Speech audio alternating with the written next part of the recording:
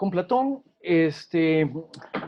con Platón hay una continuidad importante que hacer en relación con lo que habíamos visto, con algo que habíamos visto de los presocráticos. Vamos a ver, en la tradición clásica hay una interacción de, podríamos decir, de muy buen nivel entre los autores. ¿Qué quiere decir esto? De que era gente que estaba como que actualizada, por decirlo de alguna manera, prestaba atención a qué explicaciones daban otras personas sobre los problemas acuciantes, digamos, intelectualmente. Y esto con Platón y con Aristóteles es también crucial, ¿verdad? Eh, recordemos que una de las perspectivas de nuestro curso es también fijarnos en el despliegue histórico de los problemas metafísicos, de los problemas filosóficos, ¿verdad? Con Platón tenemos una manera de abordar la explicación que también está presente en los presocráticos y a partir de supuestos que también están presentes en los presocráticos, que obviamente tiene que ver con cómo hacemos para explicarnos las cosas, cómo hacemos para explicarnos y para entender cómo entendemos las cosas, cómo entender las cosas, ¿verdad? Y en relación con eso, cómo también dar cuenta de lo que las cosas son y de cómo nosotros lo podemos resolver, ¿verdad? Eso estaba ya en los presocráticos. Platón también va a presentar una contraposición, por así decirlo, o nosotros podemos leer una contraposición en la explicación platónica que consistiría en lo siguiente. Por un lado, están las cosas que nos topamos en la cotidianidad, las cosas que nos topamos a diario, las cosas, o sea, lo que las cosas, ya sea que son o que aparenten ser, eso depende también de cómo nos situamos en la explicación. Y por otro lado, en correspondencia, de manera suficiente o de manera limitada, eso también dependerá de cada explicación, vamos a tener nuestra representación a propósito de eso que las cosas son.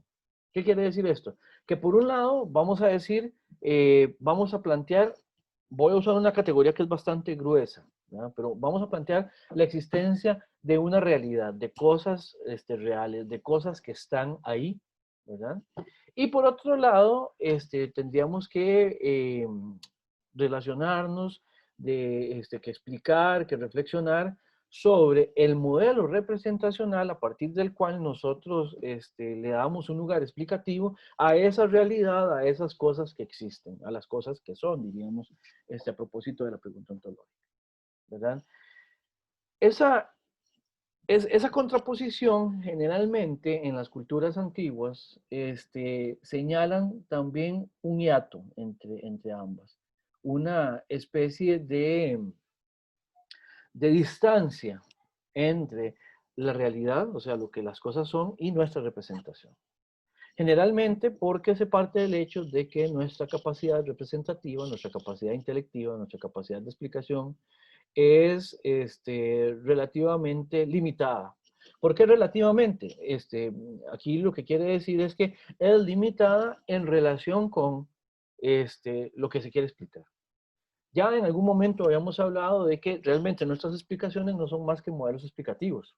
Son modelos explicativos de qué? De esa realidad. ¿Por qué? Porque en principio es más sencillo lidiar con un modelo explicativo que con la realidad directamente, ¿verdad? Entonces, lo que hacemos es, también, de alguna manera, cuando nos hacemos estas preguntas que tenemos con los presocráticos, y en este caso, las preguntas que también vamos a empezar a ver ahora con Platón, a propósito de la alegoría de la caverna, es cómo nuestros modelos de representación o cómo nuestros modelos de explicación, hay una palabra que a Aristóteles le encanta, cómo nuestras teorías, ¿verdad?, se relacionan, se enfrentan, abarcan, retoman, aprehenden, con H intercalada, aprehenden esa realidad y nos permiten entonces comprender, hacer una comprensión, un cierre intelectivo de ellas, ¿verdad? Eso es algo, esa pregunta es crucial para este pasaje específico de Platón, para muchos en todo caso, pero eso es crucial especialmente para la explicación que hay en la alegoría de la caverna. Entonces, vamos a tratar de ir viendo esta contraposición. Por un lado, entonces, estamos enfrentando el mundo de lo real sin más, de lo real en las cosas, por decirlo de alguna manera, ¿verdad? Este, ¿Cómo decir, cómo decirlo heideggerianamente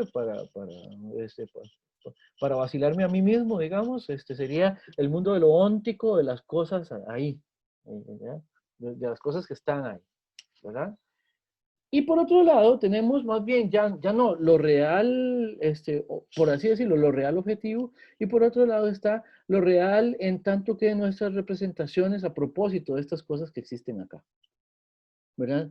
Obviamente, eso atraviesa ya no solo la relación que hay entre estas cosas y entre las cosas y nuestra explicación, sino que también atraviesa todos los supuestos fundamentales que están detrás de la posibilidad tan siquiera de explicar esta relación. No sé si me voy a entender. Preguntas o comentarios a propósito de esto. ¿Todo bien? ¿Puede Entonces, repetir lo último que dijo, profe? sí, que si tienen preguntas o comentarios. No, Lo mentira. penúltimo que dijo, entonces. Bueno, ahora sería lo mismo. Entonces ahora lo antepenúltimo que dijo. Pero... Ok, perfecto. La revisión la revisión de estos dos ámbitos, tanto de lo que las cosas son como de lo que nosotros podemos conocer de las cosas, nos permite también clarificar cuáles son esas preguntas grandes, esas preguntas transversales, digamos, esas preguntas este, sí, esas preguntas, ¿verdad? Que de alguna manera condicionan tan siquiera la posibilidad de existencia de la contraposición entre una teoría y las cosas explicadas por esa teoría. ¿Qué quiere decir esto? Las cosas, desde lo ontológico, tienen condiciones que las hacen posibles, tienen condiciones de posibilidad. Ya habíamos hablado acá ontológicamente de los principios de razón suficiente, de razón necesaria, por ejemplo, ¿verdad? Ahora, nuestras explicaciones sobre las cosas también tienen condiciones que las hacen posibles, ¿verdad? Por ejemplo, en el caso de estas propuestas de la filosofía en tiempos de los presocráticos, en tiempos de Platón, están esas preguntas fundamentales, esas preguntas que nos permiten empezar a discutir a propósito de cuáles son los criterios mediante los cuales podemos tener conocimiento de las cosas. ¿Cuáles son los criterios mediante los cuales con nuestras teorías nos podemos enfrentar a las cosas reflexiva y explicativamente? Entonces, eso es también lo que queremos evaluar con la presentación de esta alegoría. ¿Se entiende mejor ahora, Flores? Sí, ahora sí, muchas gracias. Entonces, como la brecha entre la epistemología y la ontología, ¿no? En caso de que se defienda tal brecha, hay una posibilidad bueno, habría que argumentarla, habría que justificarla, habría que explicitarla, habría que ver, habría que revisarla críticamente. Hay la posibilidad de hacer una explicación en la cual partamos del hecho de que no hay brecha, de que realmente lo que podemos explicar con nuestras teorías, lo que podemos explicar en nuestras teorías epistemológicas, digamos, abarcan adecuadamente las cosas. Sí, Y vamos, de eso, sí. claro, el verso 3 de Parménides, tenemos que Sí, reconocer que ser y pensar son lo mismo. Se refiere de alguna manera a que esta brecha, en última instancia, de existir, es problema de las apariencias, no el problema de que nuestro entendimiento necesariamente sea por sí mismo, por sus limitaciones, sea insuficiente. Entonces, eso, Flores, también dependerá de en qué explicación nos ubiquemos y cuáles son los, los parámetros, los criterios que tienen esas explicaciones. Sí, ok, sí, muchas gracias. perfecto, perfecto. Bien, entonces veamos algunas preguntas que nos podemos hacer o que podemos decir. Preguntas que nos permiten, en última instancia, interpretar qué es lo que está detrás de la explicación de algo como la alegoría de la caverna, ¿verdad? Vámonos primero a la parte ontológica, ¿verdad? vean, estas preguntas están en la alegoría. No, no, no. Voy a hacer un ejemplo, trayendo a colación a Wittgenstein. Ya, estas preguntas están en la alegoría de la caverna, no expresadas, pero sí de manera de fondo. ¿Ya? No tanto lo que las proposiciones dicen, sino lo que las proposiciones muestran. Si conocen a Wittgenstein, entenderán esa diferencia. O sea, aun cuando Platón no nos diga, había un hombre en una cueva que de alguna manera se preguntaba qué son las cosas. O aun cuando Platón no nos diga, yo me estaba preguntando cómo explicarles qué son las cosas, en realidad cómo son, cómo sabemos que lo conocemos de ellas son adecuados. O sea, Platón no plantea las preguntas tal cual, o sea, no se ven ahí, pero sí se muestra esta preocupación en la explicación platónica, ¿verdad? Y por otro lado, obviamente, para poder abordar este tipo de preocupaciones de manera explicativa, tenemos que recurrir también a otras preguntas que también son fundamentales, y complementarias a las anteriores. Por ejemplo, ¿qué realmente podemos conocer de las cosas y cómo es que podemos hacerlo? ¿Se entiende? Bien, entonces, vamos a ver, ahora sí, la alegoría propiamente hablando. Aquí hay un esquemita, que es bastante clarificador. Vean aquí hay cuatro ejes, digamos, este esquema sirve en función de cuatro ejes, por así decirlo, epistemológicos, ¿verdad? Y según la explicitación de sus contenidos. Por un lado, vean esta contraposición entre mundo visible y mundo inteligible. Esto tiene que ver con la contraposición que les hacía anteriormente entre lo epistemológico y lo real, por así decirlo. ¿Por qué? Porque la explicación que nosotros hacemos también nos permite dar cuenta de qué significa tan siquiera esta contraposición entre lo visible y lo inteligible. Ven que aquí hay una operación mediante la cual la experiencia tiene un lugar epistemológico. Nosotros conocemos por medio de la experiencia, conocemos algunas cosas. La experiencia tiene un valor epistemológico, ya lo tenían los presocráticos. Recuerden los fragmentos, digamos, de Heráclito a propósito de los ojos y los oídos como testigos, malos o buenos, mejores o peores, ¿verdad? El fragmento de Heráclito donde nos decía de que si todo se convirtiera en humo, las narices serían las que conocen, dicho sea de paso está en el examen, ¿verdad? Eh, para Platón esa preocupación también está, ¿verdad? O sea, nosotros, es evidente, o sea, salta a la vista, que nosotros tenemos acceso a la realidad mediante la experiencia. Ahora, la pregunta es, o una de las preguntas que están de fondo, como telón de fondo acá, es si eso que conocemos por medio de la experiencia es suficiente. O la podemos transformar en cuán suficiente es nuestro conocimiento sensorial a propósito de las explicaciones que podemos hacer de las cosas, o que podríamos hacer de las cosas. Eso, por un lado, está, digamos, o sea, más bien, por un lado está esa experiencia, ¿verdad? Que es evidente que tenemos. Partimos del hecho de que tenemos una experiencia. Partimos del hecho también de que esa experiencia vamos, podemos dar cuenta de ella, ¿verdad? Podemos dar cuenta de ella y también partimos del hecho de que la experiencia en sí misma es suficiente como para generar un entorno operativo. ¿Qué quiere decir esto? Que nosotros podemos nunca cuestionarnos la experiencia, podemos nunca cuestionarnos el alcance de la experiencia, ni en última instancia, sí, sin ni cuestionarnos nada más allá de la experiencia, y podemos perfectamente operar en el mundo.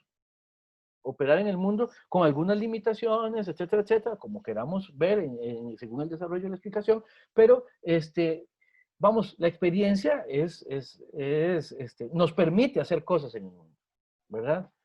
Ahora, ¿qué es lo que pasa? Platón va a contraponer ese mundo de la experiencia ese mundo visible, ¿verdad? Obviamente aquí visible, podríamos decir más bien mundo sensible, ¿verdad? Lo va a contraponer a el mundo inteligible. La palabra inteligible, inteligir, ya de suyo es muy cercana a o sea, de una vez a uno le parece, ¿verdad? Que señala a la palabra entender, ¿verdad? ¿Cuál es la contraposición que hay acá? Este mundo, este mundo no es el mundo en tanto que contenido de una experiencia determinada. Kant diría de una experiencia posible. El mundo inteligible es, entre otras cosas, inteligible porque a este mundo lo accedemos mediante la razón, la herramienta que nos permite tener acceso a este mundo es la razón y solamente la razón, ¿verdad? Vea que incluso, ¿qué quiere decir? Que cuando estamos en relación, cuando estamos operando sensiblemente en este mundo, de lo que vemos, de lo que oímos, de la experiencia que hemos llamado, ¿qué quiere decir? Que ahí no hay razón de por medio. No, no quiere decir que no haya razón de por medio, sino que quiere decir que acá la operatividad de los contenidos está mediada también por medio de las sensaciones. Por eso decimos que tiene que ver con la experiencia, la aistesis, dirían en griego. En cambio, se relaciona con cosas a las cuales podemos llegar una vez que voy a decir una palabra que no siempre me gusta, ¿verdad? A partir de que generamos una elevación en el sentido abstractivo del término, ¿verdad? Generamos una abstracción a partir de las cosas, dejamos de lado todos los contenidos que tengan que ver con lo estrictamente sensorial y nos quedamos con los contenidos que tienen que ver estrictamente con la representación que podemos generar a partir del entendimiento, o sea, a partir de lo que podemos entender de las cosas.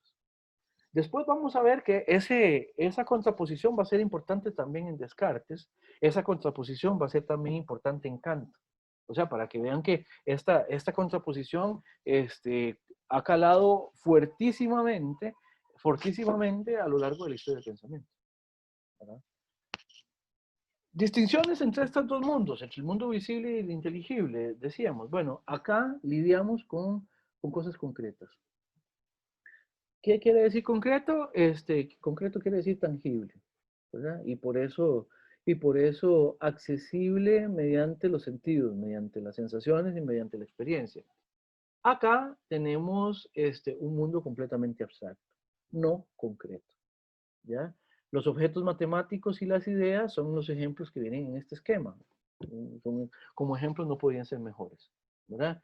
Yo ya les decía, los objetos matemáticos no existen en concreción alguna. O mejor dicho, existen con independencia de cualquier tipo de concreción con la cual nosotros la podamos relacionar, ¿verdad? Lo que yo les decía, no hay posibilidad de tener una experiencia del número 5. No es posible tener experiencia de un triángulo, ¿ya? Aun cuando hay cosas aquí en el mundo visible, en los objetos sensibles, hay cosas que efectivamente pueden tener una similitud con el contenido que es meramente conceptual que hay en los objetos inteligibles. ¿Se entiende esto? Si tuvieran alguna pregunta, por favor, nada más me interrumpan, ¿verdad? Entonces, aquí hay una contraposición importante, ¿verdad? Esto es completamente concreto, ¿verdad? Esto es completamente abstracto. Pueden relacionarse entre sí, puede haber algún tipo de acercamiento, pero efectivamente esta decisión es tajante. ¿Qué quiere decir esto? Que hay una separación del mundo visible y del mundo inteligible que los hace irreductibles el uno al otro. Lo que existe en el mundo inteligible se queda en lo inteligible. Y lo que existe en el mundo visible o en el mundo sensorialmente recopilable, por decirlo de alguna manera, se queda en lo meramente sensible, ¿verdad? Ahora, vean que esas son un par de de las preguntas generales, digamos, importantes. Y a partir de ahí se genera una especie como de juicio, ya este es un juicio epistémico, que le da, empieza a dar cierto valor a uno o a otro mundo. Ya, yo les decía que la palabra esta de elevarse desde lo concreto hasta lo no concreto, desde lo concreto hasta lo abstracto, pues, a mí no me gusta porque suena mucho a juicio de valor, pero el punto es, esa elevación es una dirección que señala el ir de lo concreto a lo abstracto. Es un paso que hay que hacer. ¿Por qué? Porque con lo abstracto nosotros solo podemos explicar y lo concreto, con lo concreto solo podemos generar experiencia. La experiencia eventualmente la podemos transformar en conceptos y entonces a partir de ahí podemos brincar acá. O eventualmente uno puede generar una explicación acá y después ver en qué de lo sensible es que esta explicación puede ponerse en ejecución explicativamente. No sé si entienden si me voy a entender con esta contraposición. Ahora, el punto, sí, por favor. Sí, una duda, no sé si estaré mal, pero digamos, podría hacerse como un símil en el sentido, por ejemplo, en la película Matrix, entre escoger la pastilla azul y la pastilla roja. Sí, Esteban, de hecho, vio estos numeritos. Oh, Ve, ese es Hay el miles de problema. memes de eso. Es el problema de lo sensible. Ya lo tenemos al frente de los ojos y no nos damos cuenta de qué es lo que hay atrás. Ya, por supuesto. No, si la clase de hoy es de Matrix, por supuesto. Ya, de hecho, muy probablemente Platón sea realmente uno de de las hermanas Wachowski. Ya, ¿sí? No, vamos a ver. Te puedo decir, Esteban, te puedo decir una cosa. ¿Por qué una película como Matrix sigue siendo una película, la uno, dicho sea de paso? ¿Por qué una película como la primera película de Matrix sigue calando tan profundo, digamos, en nuestra cultura? Porque esta discusión la venimos teniendo y de alguna manera ya está ahí instalada, digamos, en la colectividad cultural desde hace más o menos 25, 27 siglos. Entonces sí, Esteban, obviamente esto tiene que ver con que, vamos a ver, empecemos a traducir esto. Cuando yo les decía que quedarse en el mundo sensible tiene cierta operatividad, bueno, ya podemos hacer el traslado a la película. Uno puede quedarse en la matriz, uno puede quedarse en Matrix sin hacerse mayor cuestionamiento, simplemente seguir en el rol que la Matrix le ha asignado a cada quien y eso no es un problema. Uno puede nunca darse cuenta de lo que está ocurriendo acá. Es más, ¿cuál es el problema que tiene Cypher en la película? Cypher es, bueno, no sé si vieron la película todos y todas, pero ya eso casi es de conocimiento. O sea, casi que ya viene instalado en el ADN, digamos, cultural de la actualidad. ¿Por qué Cypher por qué a Cypher no le puede ir bien? ¿Por qué no leyó Platón? Cypher nunca se dio cuenta de que uno no pasa así inopinadamente del mundo inteligible al mundo visible sin más. Cypher, ¿qué es lo que está diciendo? No, yo ya reflexioné a propósito de esto. Yo ya salí de la caverna y no me gustó. En la película tiene que ver con un montón de cosas. No tiene sentido hablar de todas ellas acá. Y Cypher lo que dice es, yo quiero que me vuelvan a encadenar. Ahorita vamos a ver cuál es el significado de todo esto. Pero digamos, eso es un problema. ¿Por qué? Porque Cypher lo que quiere hacer es dar un paso atrás epistemológicamente hablando. ¿Ya? Señal de que no leyó Platón o que lo leyó con poco cuidado. ¿Verdad? En este sentido, entonces sí, la metáfora de Matrix o la alegoría de la caverna sirve también para vislumbrar o para explicar o para comentar la metáfora que utilizan en Matrix, Esteban. ah, con razón, sí. Más bien cuando usted me enseñó lo de los números, profe, me quedé admiradísimo porque sí lo pensé y qué curioso. Más bien, sí, más bien, muchas gracias. Sí, porque, digamos, al inicio de hacer esas comparaciones, eso es lo que se me venía como a la mente, como para tratar de aterrizarlo Y me encantó de que ya lo tuviera incorporado en la presentación más bien. Claro, claro, y qué curioso, lo pasó por alto.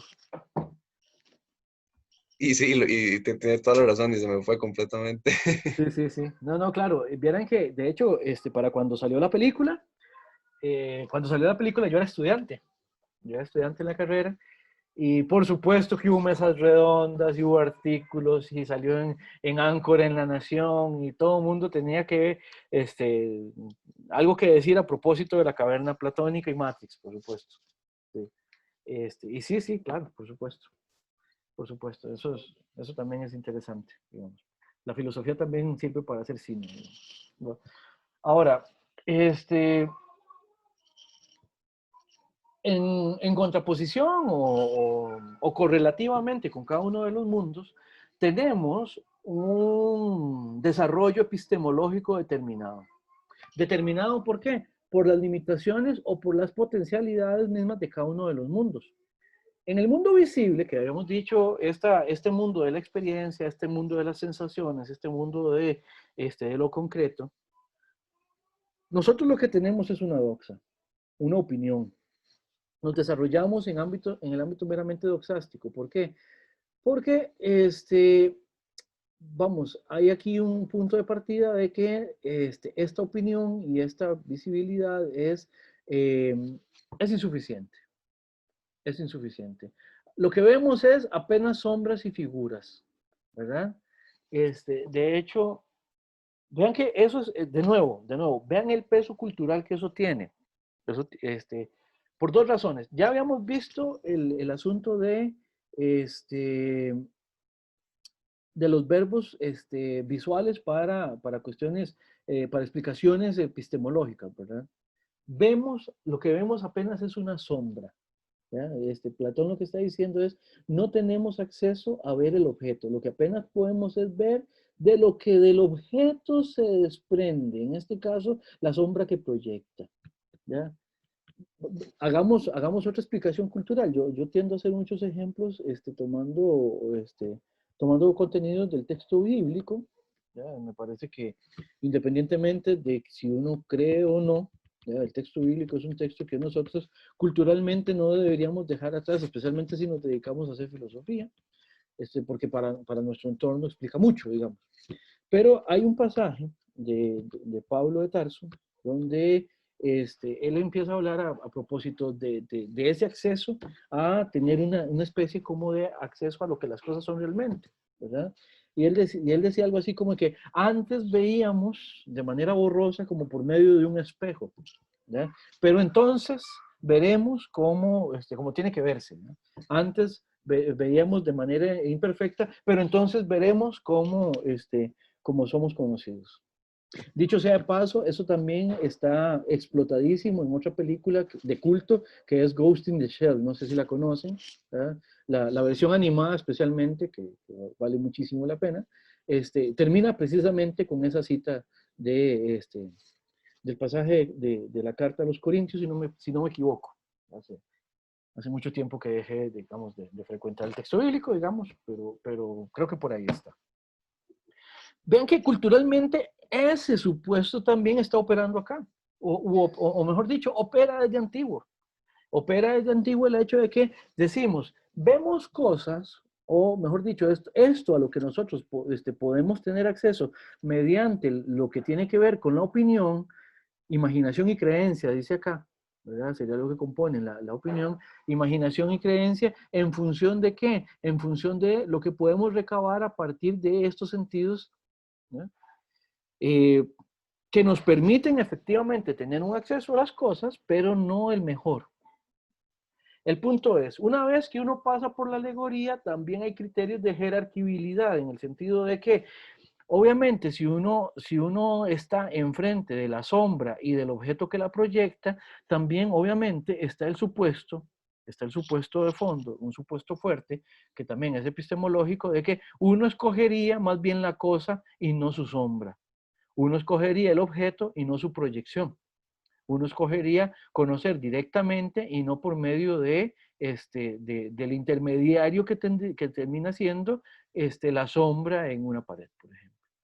¿Verdad? Entonces, obviamente, Hay aquí también un supuesto fuerte en relación con las aspiraciones del conocimiento. El conocimiento, o nuestra, vamos a ver, también se presenta tal vez como una característica antropológica.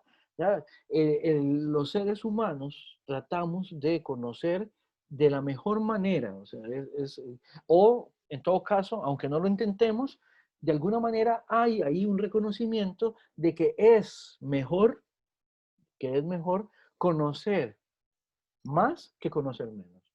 Es mejor conocer una mayor cantidad de detalles que conocer una menor cantidad de detalles, etcétera, etcétera. ¿Verdad? En el mundo visible, si nos quedamos solamente con las reglas del mundo visible, a esto es a lo que llegamos, a una mera opinión, a una mera doxa. ¿Verdad? El mundo inteligible, que tiene que ver con entender de manera abstractamente, digamos, remontar abstractamente lo que la experiencia nos dice, ¿ya? Nos genera un montón de ventajas. ¿Ya? Vean que aquí aparece la metáfora lumínica que también estaba en el poema de Parménides, ¿verdad? A mayor luz, mejor conocimiento, o sea, es mejor ver más que ver menos, etcétera, etcétera, ¿verdad? Y además, aquí hay una metáfora que es, además de evidente, es muy fuerte, que es la metáfora de que el mundo limitado de la sensación es una prisión. Y que estamos prisioneros, estar prisioneros mediante las sensaciones significa, significa no poder tener acceso a estos detalles, ¿eh? Precisamente porque con solo la sensación no tenemos acceso a a todas las condiciones necesarias para un conocimiento adecuado. ¿Por qué? Porque hay condiciones necesarias del conocimiento que no son de índole sensorial, sino que son de índole intelectivas. Y no solo eso, sino que además está el supuesto que los criterios intelectivos son mejores, más suficientes y más adecuados que los meramente sensoriales. ¿Se entiende esto? No sé si tienen alguna pregunta sobre esto. Bien. Profe, sí, Ah, sí, por bueno, favor. yo Adelante, tengo una adelante. consulta. No sé, o sea, me pregunto si existe alguna relación entre la razón y los sentidos, porque, o sea, en qué manera se influencian uno del otro. Porque, no sé, si siempre veo como un contraste, pero, o sea, me imagino que los sentidos influyen de alguna manera en la razón.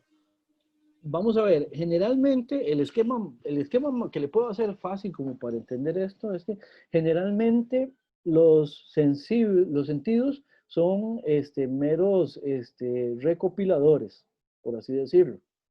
¿Verdad? O sea, tenemos imágenes visuales, imágenes auditivas, imágenes olfativas, etcétera, por decirlo de alguna manera, ¿verdad? Y generalmente la explicación tiende a decir que en última instancia es la razón la que le da el cierre explicativo.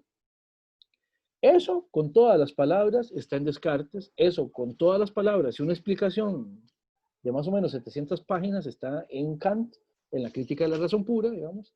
Eso, vamos a ver, va a ser muy recurrente en la historia del pensamiento. Entonces, generalmente la relación que hay entre unos y otros es que hay una determinación, efectivamente. ¿Por qué? Porque ciertamente la razón es la que entiende y es la que en ese sentido organiza lo sensorial y prima sobre lo sensorial. ¿Verdad? Esa sería la relación que hay entre una y otra. Habría que ver, eso sí, en cada uno de los planteamientos cuáles son las limitaciones reales y en última instancia cuáles son las potencialidades de una y otra. Por ejemplo, si usted le pide una explicación sobre esto a Hobbes, Hobbes lo que le va a decir es que todo conocimiento siempre va a remitir de alguna manera, en última instancia, a un contenido sensorial. ¿Ya? Y entonces uno le diría, pero entonces la razón no tiene nada que hacer. No, no, él va a decir, no, no, claro que sí. Claro que sí, pero el punto de partida no es la razón, sino más bien la sensación. Recuerden, Hobbes es empirista, ¿verdad? Y que sea empirista o que se genere una explicación como el empirismo, lo que quiere decir es que dentro de la escala de conocimiento vamos a tener, vamos a darle un lugar primordial a la información que los sentidos recaban, ¿verdad? En el caso de Platón, la primacía está en lo inteligible, en lo abstracto, en la razón. ¿Por qué? Bueno, por razones que vamos a ir viendo ahorita, conforme avancemos. Pero sí hay una relación. Vamos a ver, el hecho de que sean mundos separados no quiere decir que estén completamente dándose las espaldas el uno al otro, ¿ya? Lo que quiere decir es que operan con criterios que son no operacionalizables ¿cómo decirlo? No operan los criterios con los que conocemos mediante la experiencia, no operan en lo inteligible. Y los criterios mediante los cuales operamos en lo inteligible no operan en la experiencia. Me voy a permitir hacer una paráfrasis de un pasaje que es muy citado de Kant, ¿ya? Que Kant dice algo así como que las intuiciones sin conceptos son ciegas y los conceptos sin intuiciones son vacíos. ¿Qué quiere decir esto? Kant más o menos lo que dice es que si tenemos solo sentidos, o sea, solo experiencia, el problema es que no tenemos cómo organizarla, ¿verdad? Y por otro lado, si lo que tenemos es solo razón y no sentidos, el problema es que la razón está a la espera de que la sensibilidad le aporte algo que organizar. Entonces, la razón piensa, pero para pensar necesita contenidos que vienen de los sentidos. Y los sentidos aportan contenidos, pero no son suficientes para organizarlos. ¿Se entiende mejor, Flores? Sí, claro, sí, todo bien, porque sí, sí me parece que está esta como relación dual de los sentidos, porque lo último que acaba de explicar me parece muy bien, como que unos se alimentan a los otros y es como un feedback loop. Sí, sí, sí. Y de nuevo, con cada una de las propuestas hay que ubicar muy bien en la teoría explicativa cuál es el valor, cuál es el alcance que tiene cada uno de los elementos, ¿verdad? Como le decía anteriormente, los empiristas potencian sobremanera o principalmente la sensibilidad. Los racionalistas van a potenciar más bien a la razón, ¿verdad? A lo que alcanza con la razón. Entonces, eso dependerá también de cómo se desarrolla cada una de las teorías. En este caso les decía, para Platón, lo que puede agotar lo que puede abordar con suficiencia la explicación es lo inteligible, ¿verdad? Y en ese sentido, por supuesto, entonces, inmediatamente lo sensible sería subordinado a lo otro. Bien, no sé si tienen alguna pregunta. Tengo que ya llegamos a los 50 minutos donde hacemos la pausa de rigor. A menos que tengan alguna pregunta, entonces podemos hacer aquí el descanso. ¿Preguntas, comentarios? Bien, entonces tengo las 11:51. A las 12:01 nos estamos reconectando. ¿Está bien? Nos vemos en 10 minutos. Perfecto, profe.